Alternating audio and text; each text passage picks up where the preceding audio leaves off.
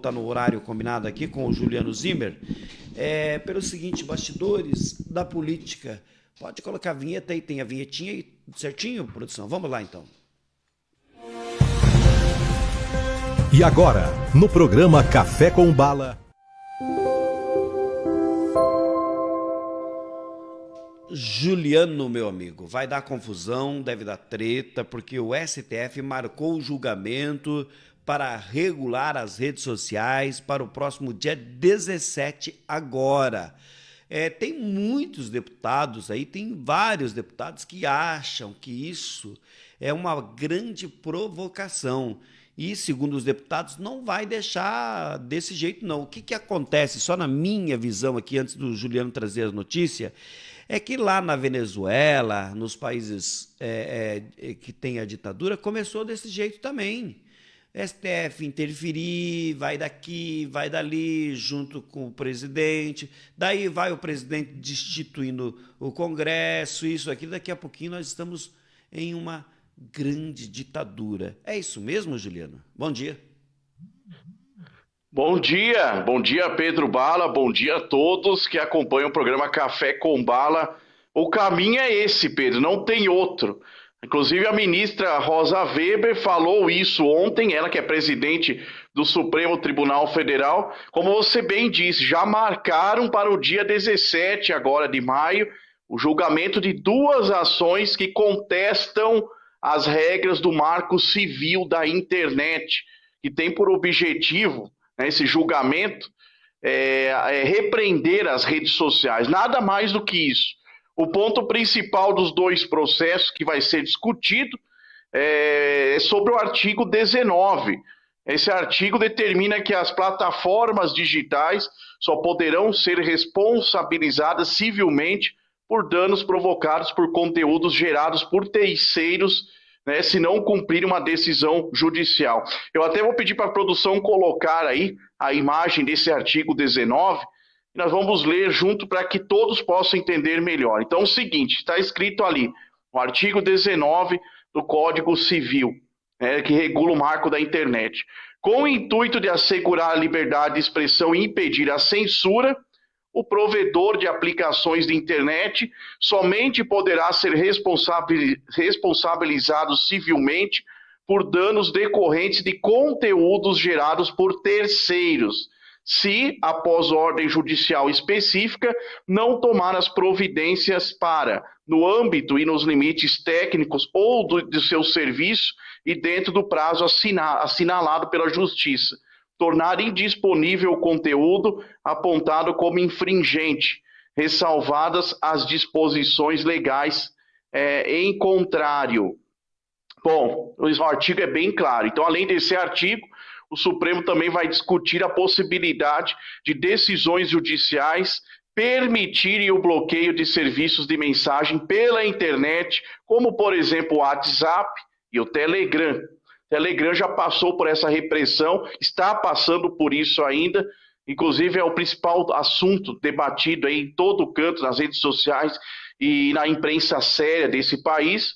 Então a Rosa Weber já marcou essa data aí, de 17 de maio, né, e isso vai acontecer após os relatores de recursos dessa discussão, os ministros Luiz Fux e Dias Toffoli, liberarem os processos para o julgamento do STF.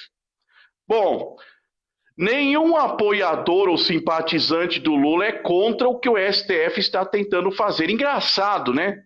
Entre as centenas de punidos pelo STF nos últimos 4 anos, não tem nenhum simpatizante do Lula ou do PT aí nesse meio, aí, nesse grupo. É muito estranho. Diante disso, está estabelecido que petista não mente. O Supremo está dizendo isso em poucas palavras. Lula petista não mente.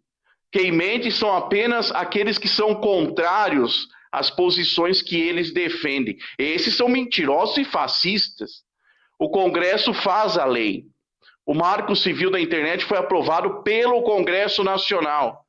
É lei. Então eles estão querendo anular uma lei do Congresso, o que é ilegal de acordo com a Constituição. Eles poderiam interpretar uma lei como juristas, Mas essa lei já é bem clara e não precisa de interpretação nenhuma, como eu li agora há pouco, eu tenho certeza que a maioria entendeu. Os ministros estão atacando de novo a liberdade de expressão e atropelando as atribuições de um outro poder, o poder legislativo. Assim como atropelaram as atribuições do governo federal, do executivo, durante o governo Bolsonaro, impedindo decisões do poder executivo, do presidente da República, que esteve no cargo há pouco tempo atrás. A Câmara já começou a dar sinais de reação sobre isso. Os parlamentares, aos poucos, estão entendendo a situação. Agora, o Senado precisa começar a agir da mesma forma e junto com a Câmara de Deputados. Cabe aos parlamentares dizerem que o Supremo não deve se intrometer em uma lei aprovada pelo Congresso. O Supremo não tem o direito de legislar por ninguém porque não tem voto. Não tem voto popular. O Supremo julga de acordo com as suas atribuições e não de acordo com a vontade popular. Só deve julgar quem tem foro especial. Entraram na casa do ex-presidente sem poder, sem terem o direito de fazer isso, porque não tem foro especial. Então, palpite em tudo. Não são eles que devem decidir o que é bom ou o que é ruim para ser divulgado nas redes sociais. É a lei. Na vigência do ato número 5, do AI-5, o famoso AI-5 do governo militar, que foi anunciado pelo então ministro da Justiça em 1968, em dezembro de 1968, Gama e Silva, no governo do presidente Marechal Costa e Silva, mostrava que as decisões do regime militar não podiam ser submetidas à análise judicial, era uma repressão. Inclusive o PT, na época, fazia oposição ao governo militar por conta disso. Falaram que eram censurados os partidos de oposição ao regime militar. E agora é exatamente o que está acontecendo hoje na prática. Em 68, os censores, os chamados censores, que eram espiões do governo militar, iam até as redações dos jornais para ver se as matérias estavam criticando o governo militar. E se estivesse, tinham que mudar o rumo da matéria, mas nunca fechariam um jornal. Ao contrário de agora. Agora o jornal impresso se transformou em redes sociais. E eles querem, exatamente na prática, aplicar um segundo AI-5, o ato institucional número 5, conforme eles foram contra no governo militar. Na ditadura de hoje, nenhuma decisão do ministro Alexandre de Moraes e dos 8 colegas que seguem ele no STF está sujeita a qualquer tipo de recurso. Só se pode recorrer a eles mesmos. Eles só podem recorrer a eles mesmos. Que, obviamente, não adianta nada. O Congresso não serve para nada. O último episódio grave que eu me lembro aqui, recente, por exemplo, ocorrido em novembro do ano passado, de 2022, foi numa série de atrocidades que se estabeleceram durante 4 anos pelo STF, é aquele bloqueio de contas bancárias de 43 empresas de transportes por ordem do ministro Alexandre de Moraes, quebra de sigilo bancário de empresários que defendiam o governo Bolsonaro. Não há legitimidade alguma nessas decisões. É uma invasão explícita de um regime autoritário.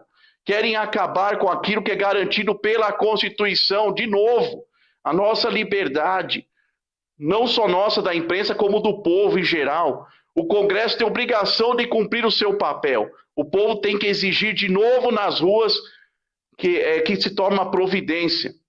Um dos poderes é formado por representantes do povo, foram eleitos. Nessa briga, são 2. O outro é formado por advogados indicados por o presidente da República. Então, como todo poder emana do povo, segundo a Constituição, que ainda existe, cabe ao STF seguir e garantir que a Constituição seja cumprida. Então, nesse caso, é a Câmara que decide. Nesse caso, e não o Poder Judiciário, Pedro. Mais uma vez, a provocação, sim, como você colocou bem, uma provocação não só ao Congresso, mas à população brasileira. Pois é, agora só nos resta saber aí, né, qual que vai ser a ação do Congresso, qual que vai ser a ação do Senado. Ficarão acovardados? Quem está acovardado é a nossa OAB, que tem uma militância também na OAB que eu vou te contar uma coisa, viu, Juliano? É impressionante. Então, eu vejo com muito preocupação tudo isso que está acontecendo neste momento lá em Brasília. Você falou muito bem no início ali, tudo que for para o lado da esquerda, ok, tranquilo, não tem nada. Tem um cara, um idiota, um imbecil chamado Felipe Neto, que infelizmente a minha netinha aqui adora esse babaca. Ele que no dia ontem, aí num período não muito distante, ele falava, né, que o Lula era um bandido, que era um ladrão, que era um corrupto. Hoje ele é o porta-voz do nosso presidente, falando que tudo. Teve uma igreja, teve um colégio católico, Juliano, Minas Gerais, foi multado em R$ 500.000 por soltar panfletos falando do cuidado que deveriam ter nesse momento pela ideologia de gênero. Então, algo muito... Foi multado, só por falar, olha, você tem que tomar cuidado com o teu filho, é um colégio católico, é conservador. Mas também, eu vou te contar, né, dona Igreja Católica? Faz o L, dona Igreja Católica. Faz o L, dona Igreja Católica. Agora, tem um colégio sendo multado aí, vão começar a reclamar. Como diria o finado Algaci Túlio, durma com um barulho desse. É verdade, Pedro. E sobre esse Felipe Neto aí, é uma ofensa para nós até falar o nome de um excremento humano como esse, porque eu não destaco ele de outra forma. É um cara que não tem serventia nenhuma para a sociedade, fica fechado dentro da sua mansão, ganha milhares de dinheiro para falar bobagem, não sai da porta de casa, não tem coragem de vir falar isso publicamente no meio do povo, fica falando através das redes sociais. Isso tinha que ser repreendido, né? Porque é um mau exemplo para a infância, para a juventude do nosso país.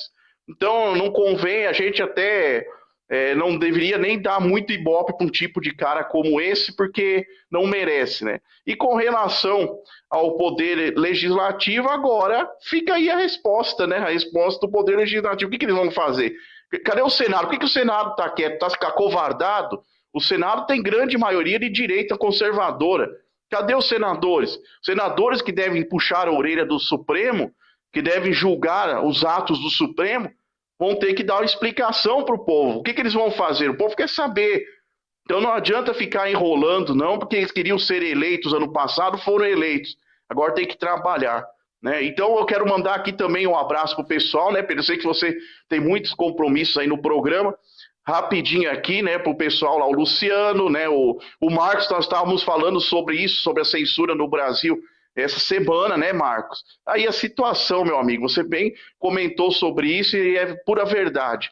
Estão aí querendo mesmo calar nossa voz aqui, mas não tem problema.